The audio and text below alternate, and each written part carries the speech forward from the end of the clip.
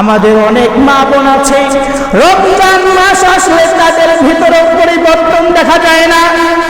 ফাতেমাকে কবর দেওয়ার পূর্বে আবু যর গিফারী রাদিয়াল্লাহু তাআলা আনহু বলছেন, হে কবর, তোমার মধ্যে এমন একজন ব্যক্তিকে রাখা হচ্ছে, তুমি তো জানো না, তোমার মধ্যে রাখা হচ্ছে জান্নাতের সরদার হাসান হুসাইনের মা ফাতেমাকে। এবার আবু যর ডাক দিয়ে বললেন, কবর, তোমার মধ্যে রাখা হচ্ছে এমন একজন মহিলাকে, যে মহিলা আল্লাহর রাসূল বলেছেন জান্নাতের মহিলাদের সরদারনি হবে ফাতেমা। ওই ফাতেমাকে তোমার ভেতরে রাখা হচ্ছে।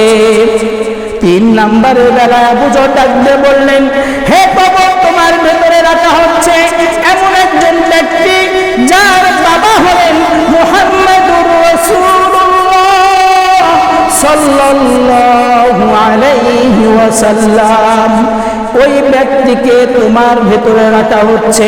কবর থেকে একটা আওয়াজ আসলো আর বলছে, কবর ডাক দিয়ে বলছে, আবু যর, তুমি শুনে রাখো, আমি মুহাম্মদ রাসূলুল্লাহ সাল্লাল্লাহু আলাইহি ওয়াসাল্লামের মেয়ে ফাতেমাকে চিনি না, আমি চিনি না হাসান হুসাইনের মা ফাতেমাকে, আমি চিনি না আলীর স্ত্রী ফাতেমাকে, আমি শুধু চিনি আমল। আমল আমার ভিতরে আসতে হলে নেক আমল করে আসতে হবে।